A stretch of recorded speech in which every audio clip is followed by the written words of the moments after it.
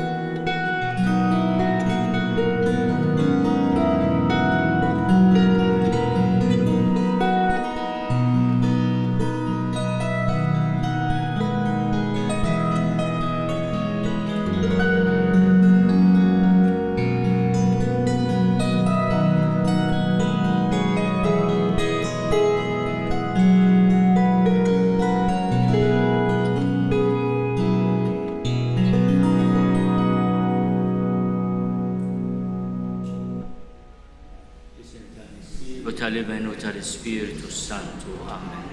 Il-paċi magħkom. Nixtieq l-ewwel nett insellem lill-parroċċa ta' Sitna Marija Addolorata, Reġina tal-Martri li llum 15 ta' Settembru qed tiċċelebra wkoll il-festa titolari. Llejla nkun mal-parroċċa biex nagħmlu l-quddiesa solenni ta' din il-festa. Qegħdin niltaqgħu hawnhekk imma f'jum il-Ħadd l-24 Ħadd ta' matul is-sena u din ix-xandira li permezz tagħha nixtieq ukoll insellem lil TVM, lil PBS li jagħtuna din l-opportunità ta' kuljum u b'mod speċjali nhar ta' Ħadd, imma wkoll lil min qiegħed isegwina permezz ta' din ix-xandira anke permezz ta' diversi pjattaformi diġitali.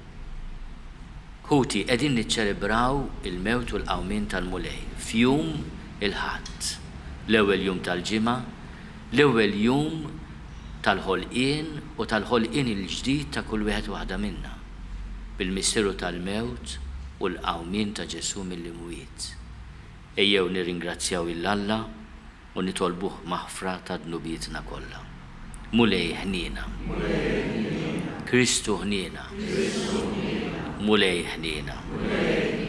Eħenna lina Alla li jista' kollox jaħfrinna dnubietna u jwassalna l-ħajja ta' dejjem. Glorja l-Alla fil-għoli ta' smewwiet u paċi fl-art li l-bnedmin ta' jdida tajba. Infaħruk, inberkuk, nadurawk, natuġġieħ, irrodu lek ħajr għal-glorja kbira tiegħek. Mulej Alla sultan tas-sema, Alla missier li tista' kollox. Mulej Iben waħdini, Ġesu Kristu. Mulej Alla ħaruf talla bin il-missier. Inti tneħħi l-nubiet tad-dinja ħenna lina. Int li tneħħi l-nubiet tad-dinja il-qattal tagħna. Int li qiegħed fuq il-lemin tal-missier ħenna lina. Għaliex int waħdek qaddis, int waħdek mulej, int waħdek il-għoli Ġesu Kristu mal-Ispiritu Santu fil-glorja tal-missier Alla. Amen. Nitolb. ħares lejna u Alla li taħlaq u tmexxi kollox u għatina li naqduk b'qalbna kollha biex inġarbu l-qawwa tal-ħnina tiegħek. Bibnek Ġesu Kristu Sidna li Alla u miegħek jgħixu jsaltan flimkien mal-Ispiritu Santu għal dejjem ta' dejjem. Amen.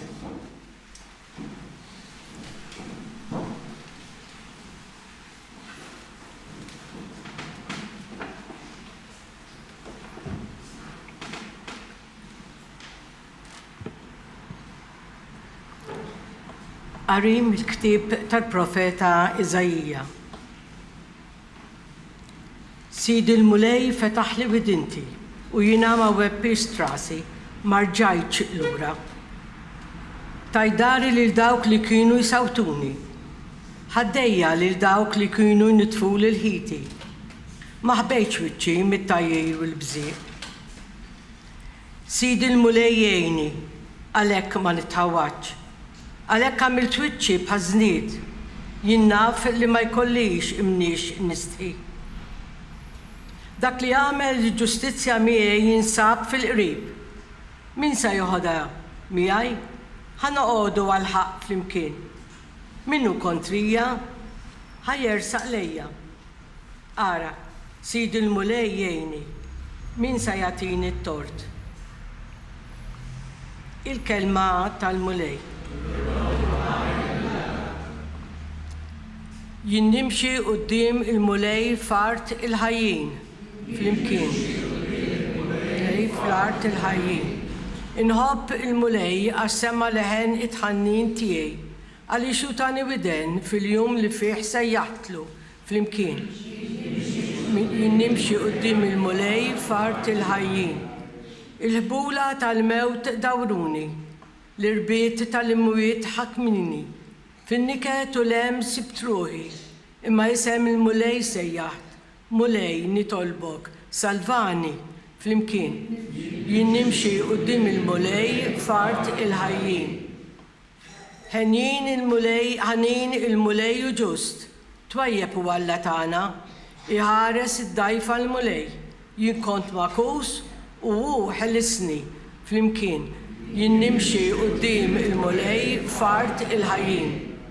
Għax mill-mewt ħellis lil ħajti, lill-għajnejja mid-dmugħ u lir-riġlejja mit-tfixkil. Jinnimxi quddiem il-mulej fart il-ħajjin flimkien. Jinnimxi quddiem il-mulej fart il-ħajjin.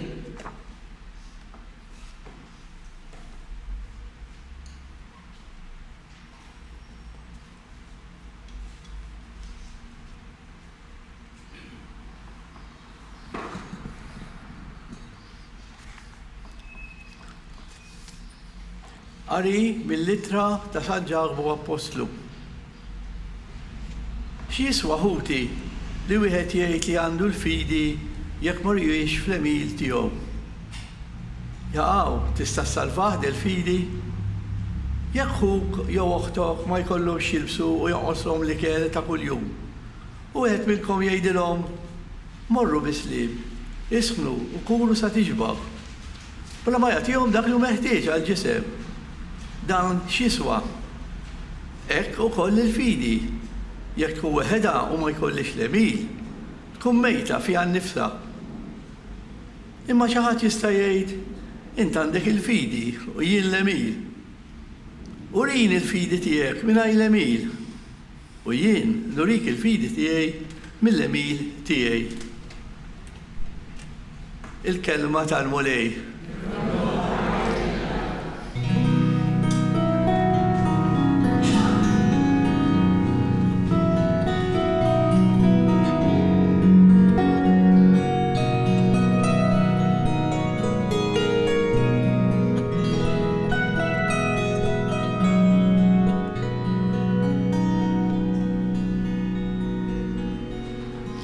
Ma jkun qatt li niftaħar jekk mhux bis-salib ta' Ġesu Kristu li bih id-dinja hi msalba lija u jien għad-dinja.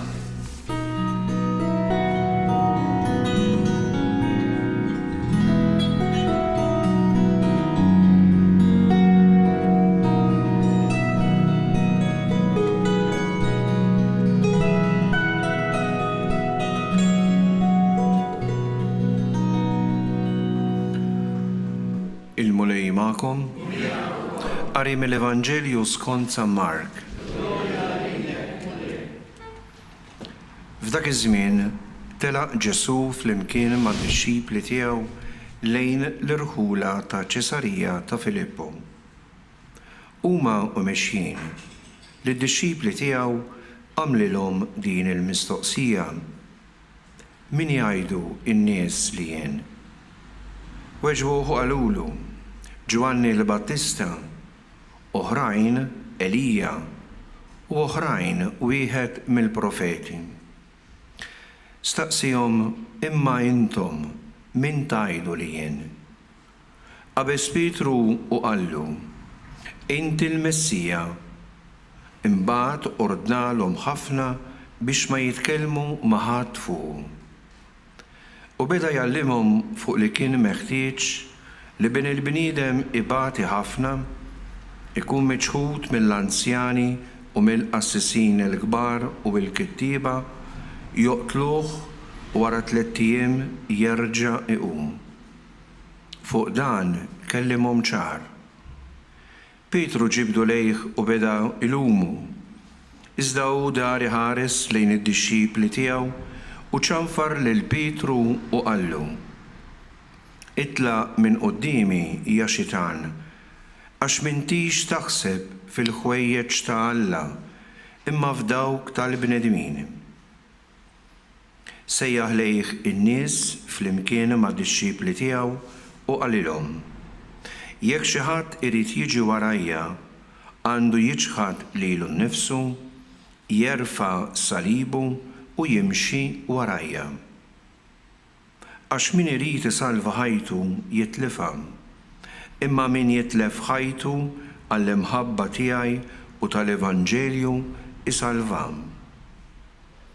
Għax jiswielu l-bniedem jekk jikseb id-dinja kollha imbagħad jitlef ħajtu? Il-kelma tal-mulej.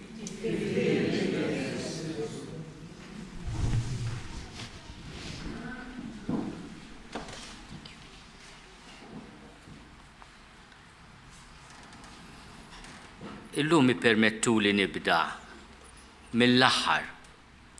Minn dan il-kumment ta' Ġesu, din il-mistoqsija li jagħmel lil kull wieħed u waħda minna fil-fatt sejjaħ lin-nies flimkien mad-dixxipli tiegħu u appelli jagħmel lill-umanità kollha anki lil dawk li ma kinux qegħdin isegwuh.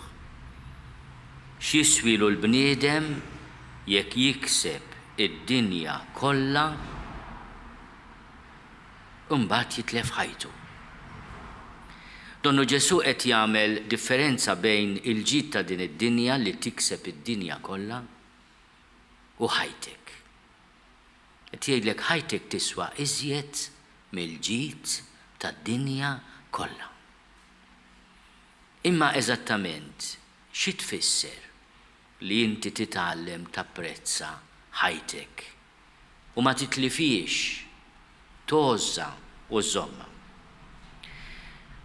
U allura nibdew jekk nimxu naqra f'dak li qed jgħallimna Ġesu f'dan il-Vanġelu importanti ħafna qegħdin fil-8 kapitlu tal-Vanġelu ta' San Mark, smajtuni ngħid kemm il-darba li fil-ħdud ta' din is-sena sa' Novembru nisemgħu il-Vanġelu ta' San Mark. Peress li huwa Vanġelu qasir fih 16 kapitlu, allura nisemgħu wkoll bħalma minna fil-ġimgħat li għaddew siltiet ukoll mill-Vanġelu ta' San Ġwan. U qegħdin f'nofs il-Vanġelu ta' San Mark fil-kapitlu 8 Vanġelu li għandu 16 kapitlu. Għal San Mark dan l-episodju huwa importanti ħafna. Ġesu qed jipprova juri lid-dixxipli tiegħu lil dawk ta' madwaru imma lilna wkoll minu tassew. Id-domanda li jagħmel hija imma n-nies x'jgħidu, jisu vox pop, x'jgħidu fuq in-nies mhux għax kien jinteressa ħafna x'jgħidu n-nies fuq. Imma rrid jibda din il-mistoqsija. Mistoqsija li jagħmel wara din iżjed importanti, jien għalikom min jien? ħanibdew inħallu l-Ġesu jmexxina f'din it-triq li tgħinna insalvaw ħajjitna, nożżuha, intommuha tajjeb. Mela, l-ewwel mistoqsija jridu nagħmlu l-aħwa. Ġesu għalija minu jagħmel sens għalija f'ħajti? Għandu xi ħaġa x'jgħidli? Għandi xi ħaġa x'nitgħallem minnu? Jew inkella huwa parti mill-folklor, parti mill-patrimonju tagħna, għax missirijiet nekkamlu, allura nkomplu. Imma Ġesu, x'inhu jgħidlek illum? U jinsisti ma' Pietru li jagħtih risposta tajba. Pietru imnebbaħ minn Alla jgħidlu inti il-Messija, il-Magħżul, il-Midluk tal-Mulej, dak li se salva l-umanità, għax dik kienet il-missjoni tal-Messija. Tant huwa statement importanti li Ġesu stess jitlobhom biex ma jitkellmu ma' ħadd fuq. Jirrealizza li Pietru għandu risposta preċiża. Niskopru permezz ta' Pietru l-identità vera ta' Ġesu, il-Messija, li se jsalva l-umanità minn dnubietna, imma jinsisti fuq is-sigriet. Ħadd ma jitkellmu ma' ħadd fuq l-identità tiegħu. B'xi mod nitalmuha din anke b'mod speċjali meta ninkwetaw fuq iż-żgħażagħ tagħna għax telqu m'għadhomx jiġu. Inħalluhom jiskopru l-Ġesu, nitamaw li jiskopru l-Ġesu mhux lill-għadu ta' ruhom, u nħalluh iħabbat fuq il-bib ta' qalbhom. Tgħiduli kif? U hawnhekk jiġi naqra liebes għaliex dan Ġesu malli qalilhom min hu beda jitkellem fuq id-tbatija. U Pietru din m'oġbitux, għax dan min jafx ħasbu. Għandna l-Messija min jaf kemm se jkollna, inkwiet se jkollna żgur naħseb jien, kellu mbagħad jinduna. Ġesu jitkellem fuq il-liġi jibsa tal-imħabba vera. Jiena biex nifhem il-kelma ta' Ġesu l-aħwa niftakar min jaf kemm il-darba smajtuni ngħidha imma ma ngħejjiex ngħidha. Niftakar fil-ġenituri ħdejn is-sodda ta' wliedhom. Ħdejn l-ulied, ħdejn is-sodda tal-ġenituri tagħhom fil-mart. Meta ndur l-isptarijiet mhux biss il-pedjatrik, meta nżul jiena timpressjonani din l-imħabba ta' vera li ħadd ma jitkellem fuqha, tkun taf xi tfisser meta jkollok tgħaddi minnha x'ħadd ma japplika, m'hemmx għalfejn tapplika. Tiġi fuqek bla ma tkun taf u bla ma trid. U hemmhekk tgħaddi mill-prova tal-imħabba. Ġesu jagħtiha 3 kelmiet. Tiġħad lilek innifsek, terfa' salibek, timxi warajh. Min jgħaddi mill-imħabba fid-tbatija, dawn il-kliem jifhimhom. Ikollok pjanijiet u tittoqgħod dejn is-sodda ta' ommok, ta' ibnek, ta' bintek. Addio safar, addio cruises, addio ma nafxiex.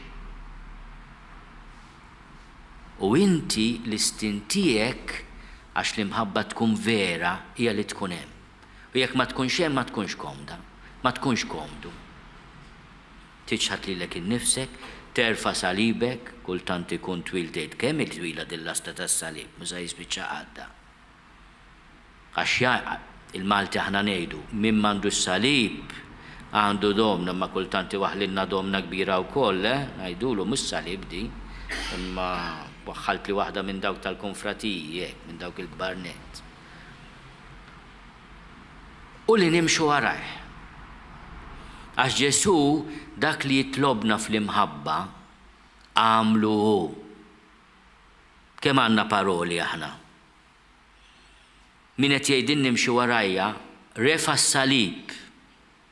Interessanti li Ġesu aħna qegħdin f'mument meta għadu ma ġiex arrestat, għadu ma ġiex ikkundannat, Imma juża espressjoni qatt ma kienet intużat qabel li terfa' salibek. Li terfa' s-salib tiegħek. Din l-espressjoni qed jantiċipa il-mewt ħarxa tiegħu li tabba bis-salib, ġie minxur fuq is-salib, miet fuq is-salib, li terfa' salibek. Li allura taċċetta li kultant id-dinja iċċabċaplek u mbagħad iċċabċapilek, mhux hekk. Li mhux kull min ifaħrek jixtieqlek l-aqwa ġid. U l-ħdejn l-imħabba il-ġid ta' din id-dinja ma jiswa xejn l-aqwa. Tajduli imma dina aħbar tajba. Morru l-isptar. Il-toqgħu mal-eżiż tal-morda tagħna fl-isptarijiet. Jew inkella meta mmur Londra jien niltaqa' mal-familji li bil-ġenerożità ta' Puttino Cares ikunu jistgħu jgħixu mal-qraba tagħhom. U tara x'inhi l-imħabba.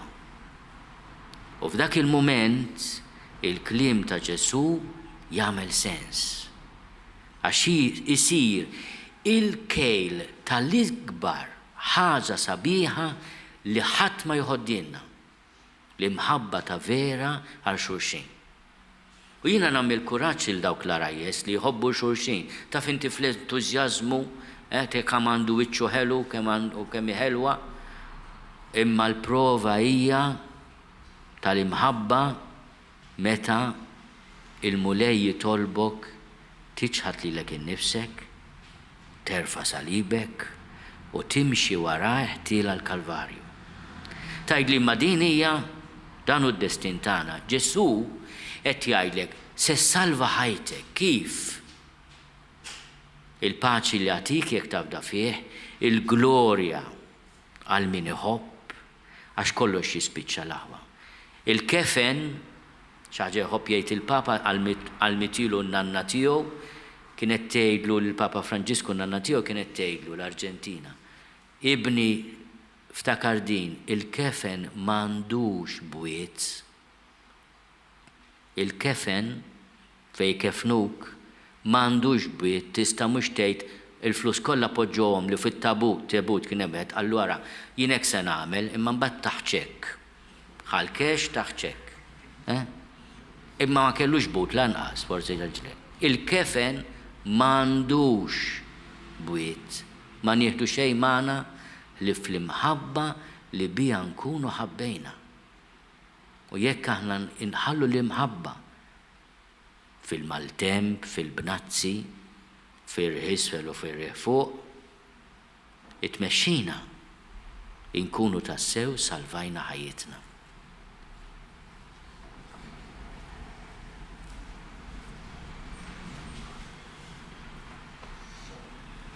Jina nemmen falla wieħed il-missier li jista' kollox li ħalaq is-sema u l-art, dak kollu li jidher u dak li ma jidirx. U f'mulej wieħed Ġesu Kristu, iben waħdini ta' Alla, imnissel minn missier qabel kull żmien. Alla minn Alla, dawl minn dawl, Alla veru minn Alla veru. Imnissel mhux magħmul, natura waħda mal-missier u bih sar kollox. Niżel mismewiet għalina l-bnedmin u għal-fidwa tagħna u għal-ġisem bis-seta tal-Ispirtu Santu minn Marija Verġni u sar bniedem. Salbuha lina bata taħt Ponzju Pilatu, mietu difnuh u fit-tielet jum qam minn bejn l-imwiet skont il-kotba mqazza u tela s-sema u qiegħed fuq l-yemin tal-missier u għandu jerġa' jiġi bil-glorja biex jagħmel ħaq mill-ħajjin u mill-mejtin. U s-saltna tiegħu ma jkollix tmiem. U fl-Ispirtu Santu mulej li jagħti l-ħajja li ġej mill-missier u mill-iben li jum mweġġa fl-imkien mal-missier u mal-iben u li tkellem fom il-profeti. U fi knisja waħda qaddisa kattolika apostolika nistqarru mudija waħda għal maħfra tad-nubiet u nistenna l-qawma mill-imwiet u l-ħajja ta' żmien li ġej. Amen. Nitolbuk mulej l-ewwel nett għalina biex ma nibżgħu qatt fil-misteru kbir tal-imħabba niċħdu l-egoizmi u l-vizzi tagħna. Nitolbu. Nitolbuk mulej biex fil-misteru kbir tal-imħabba ma nibżgħux nerfgħu is-salib li l-ħajja tibatilna. Nitolbu. Nitolbuk mulej biex fil-misteru tal-imħabba ikonna l-umiltà u l-kuraġġ nimxu warajk. Nitolbu. Nitolbuk mulej għal dawk kollha li għaddejjin mument ta' tbatija, taqtih il-qalb, ta' umiljazzjoni, biex ma jaqtgħu qalbhom qatt. Li ħarsu lejn il-ħajja tagħhom bħala don prezzjuż, jożżuh u jitolbu l-għajnuna. Nitolbu. Nitolbu għal-mejtin kollha tagħna. Inti mulej ta' fil-qalb ta' kull wieħed u waħda minn ħutna li deru quddiemek. Kun għal-jom missier li taraf, li tader, li tħobb. Nitolbu. Qegħdin f'din il-Knisja ħelwa id-dedikata lil Madonna tal-Karmnu, din il-parroċċa dedikata lil Marija Addolorata. Ejjew nitolbu l-interċessjoni ta' Marija. Slim għalik Marija, bil-grazzja mimlija l-mulej miegħek, imbierka inti fost in-nisa, imbierek il-frott tal-ġuf tiegħek Ġesu. Qaddisa Marija Ummalla, jitlob għalina mid-inbin, issa u fis-sija tal-mewt tagħna. Amen.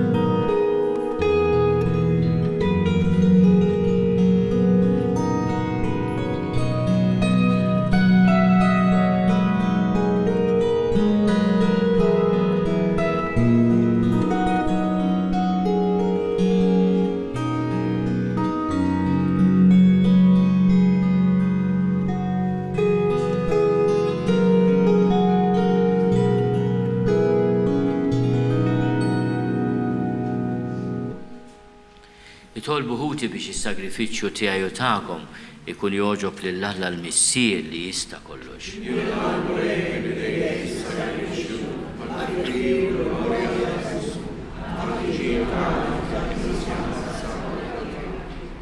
Ħenna lina mulej u isma' t-talb tagħna ilqa' bit-tjieba dawn l-offerti tal-qaddejja tiegħek biex l-offerta li għal-ġieħ ta' ismek saritnek minn kull wieħed waħda minna kun tiswa għas-salvazzjoni ta' kulħadd bi Kristu Sidna. Il-mulej magħkom. Nerfgħu lubna l fuq. Niżuħaj lill-mulej Alla tagħna. Sewwa u xieraq tas-sew mulej missier qaddis Alla ta' dejjem li tista' kollox. Tajjeb u taġġi tas-salvazzjoni tagħna li dejjem u kullimkien irrodulek ħaj bi Kristu ibnek. Bl-emil tiegħu tal-għaġeb li seħħ fil-misteru tal-għajd. Konna meħlusa mid-dnub u l-madmat tal-mewt. U msejħin għal dan is-sebħ kbir li nkunu ġens maħtur, salbna ta' qassisin, nazzjon qaddis, poplu miksub, u li nxandru ma' kullimkien is-seta tiegħek li sejjaħtilna mid-dlam għad-dawl tiegħek tal-għaġeb. Għalhekk mal-anġlu mal-arkanġli, mat-troni u mad-dominazzjonijiet, ma' tajja kollha tal-eżerċiti tas-sema, intennu l-innu tal-glorja tiegħek u ngħidu bla qiegħda. Qaddis, qaddis, qaddis, u li Alla tal-eżerċiti, ismewtu l-arb mimlija bil-glorja tiegħek, osanna fl-oli tas-smawiet, imbirek minn ġej fisem il-mulej, osanna fl-oli tas-smawiet. Qaddis tas-sewint mulej, inti lajn ta' kull dusija. Għaddis għalek nitolbuk dawn l-offerti bil-barka tal-Ispiritu tiegħek biex isiru għalina l-ġisem u d-dem ta' Sidna Ġesu Kristu. Li meta kien se jingħata biex minn rajħibati għal-ħobs rat il-ħajr qasam tal id-disċipli tiegħu qal: ħudu u kulu l-koll minn dan, għax dan huwa ġismi li jingħata għalikom.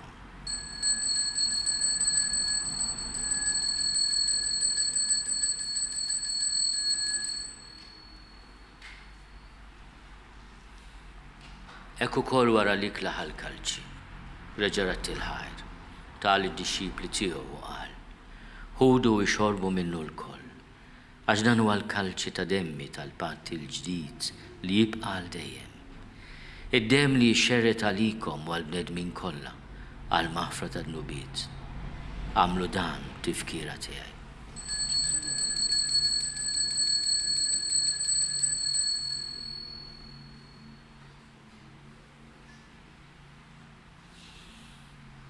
Danu l-misteru tal-fidi, inħabru l-mew tiegħek mulej, inxandru bil-fer l-qawmin tiegħek, nistennew sa ma tiġi. Għalhekk aħna nagħmlu dan tifkira tal-mewt u l-qawmien ta' Sidna Ġesu Kristu. Nofrulek mulej il-ħobs tal-ħajja u l-kalċi tas-salvazzjoni. U rodulek ħajra xogħġbok tilqana u quddiemek biex nagħduk. U miċ-ċokontana nitolbu li l-Ispirtu Santu jaqadna b'ġisem wieħed lilna li nieħdu sehem il-ġisem u d-dem ta' Kristu. Ftakar mulej fil-Knisja tiegħek imxerda mad-dinja kollha. Wettaqa' fl-imħabba flimkien mal-Papa Franġisku miegħi għaddej tiegħek mingħajr ma jistoli. Mal-Isqof Joseph li qed jgħinni, mal-Isqof Anton u mal-Ministri tiegħek kollha. Ftakar ukoll f'ħutna li raqdu bit-tama tal-qawmien. Ftakar fil-mejtin kollha. Daħħalhom quddiemek fid-dawl tas-seb tiegħek. Ħenna lina l-koll nitolbu kati lilna wkoll il-wirt tal-ħajja ta' dejjem. Flimkien mal-Verġni Mqazzom Malla Marija, mal-Arus tagħha San Ġusepp, mal-Apostli u l-Qaddisin kollha li jgħixu fil-biberija tiegħek sa mill-bidu tad-dinja. Għamel li magħhom ifaħruk u nsebħuk b'Ġesu Kristu ibnek. Bi Kristu, ma' Kristu fi Kristu. Jingħata lilek Alla missier li tista' kollox flimkien mal-Ispirtu Santu. Kull ġieħu glorja għal dejjem ta' dejjem. Ejjew nitolbu kif għallimna u ridna nagħmlu li ben ta' Alla Ġesu għas-salvazzjoni tagħna. Missierna li inti fis-smawiet jitqaddes ismek tiġi saltnatek. Ikun li trid int kif fis-sema hekk fl-art. Ħobżna ta' kuljum agħtina llum, aħfrinna d-nubietna bħalma nafru li minhu ħati għalina. La ddaħħalniex fit-tiġrib iżda eħlisna mid-dejn. Eħlisna nitolbuk mulej minn kull deni. Għatina fit-tiebu ħnina tiegħek il-paċi fi żmienna. Biex inkunu ħielsa dejjem midnub u mħarsa minn kull inkwiet. Aħna u nistennew u nittamaw ilena u l-miġja tas-Salvatur tagħna, Ġesu Kristu. Mulej Ġesu Kristu li għat lill-Apostli tiegħek, inħallilkom is-sliem, nagħtikom is-sliem tiegħi. La tħares lejn dnubietna, iżda ħares lejn il-fidi tal-Knisja tiegħek. Għatija slim u laqda li jien trid fiha, int li tgħix is-saltan għal dejjem ta' dejjem. Il-paċi tal-mulej tkun dejjem magħkom. Għatu l-paċi lil xulxin.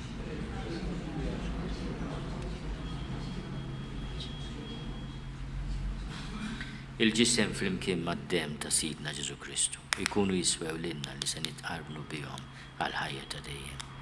Ħaruf talla li tneħi l-nubiet tad-dinja ħenna lina. Ħaruf talla li tneħi l-nubiet tad-dinja ħenna lina. Ħaruf talla li tneħi l-nubiet tad-dinja għatina. Mulej Ġesu Kristu bin Alla l-ħaj, bil-mewt tiegħek kif rid minnek il-missieru bil-ħidma tal-Ispiritu Santu, intajt il-ħajja lid-dinja. Dan il-ġisem u d-dem għaddis tiegħek eħlisni meħtieti kollha u minn kull ħasen.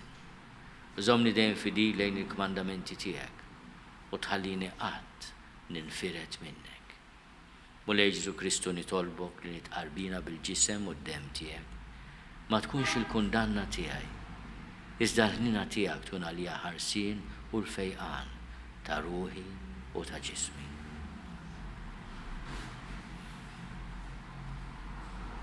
danu l-ħaruf talla, danu li neħid nubiet tad-dinja, ħenjin dawk li huma mistiedna l-ikla tal-ħaruf.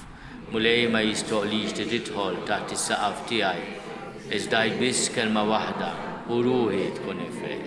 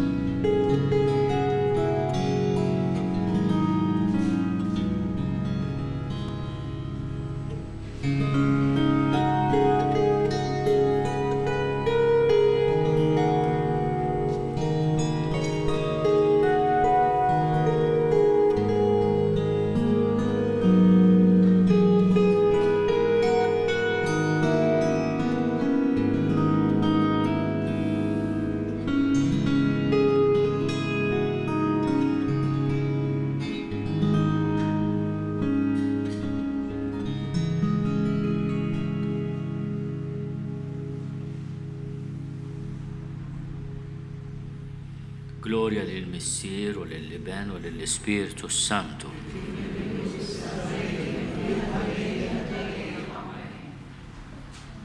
Nitolbu. Għamel mulej li d-don tas-sema li rċivejna jaħdem bil-qawwa tiegħu fir-ruħ u l-ġisem tagħna u li f'kull ma nagħmlu mexxina dejjem hu u mhux is-sensi tagħna bi Kristu Sidna. Il-mulej magħkom. Iberikkom Alla li jista' kollox, il-Missier u l-Iben u l-Ispirtu Santu. Morru fil-paċi ta' Kristu. Nixtieq insellem lill-kappellan nirringrazzja ħafna tal-laqana l-benefatturi ta' din il-kappella u l-kull min jieħu ħsieba. U mill-ġdid nawgura lill-parroċċa ta' San Pawli l-Baħar il-festa sabiħa tal-Madonna tad-Duluri ir-Reġina wkoll tal-Martri. Il-ġurnata tajba lil kulħadd.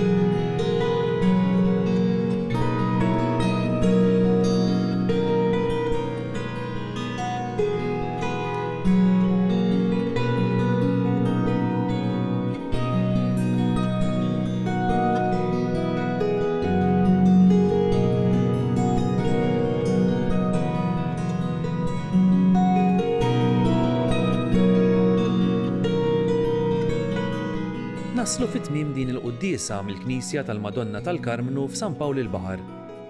Infakkarkom li kull min jixtieq jgħin lill-Arċidjoċesi ta' Malta tkompli ħidmieta bix-xandir tal-quddies jista' jagħti donazzjoni online jew permezz ta' ċekk indirizzat lil Arċidjoċesi ta' Malta.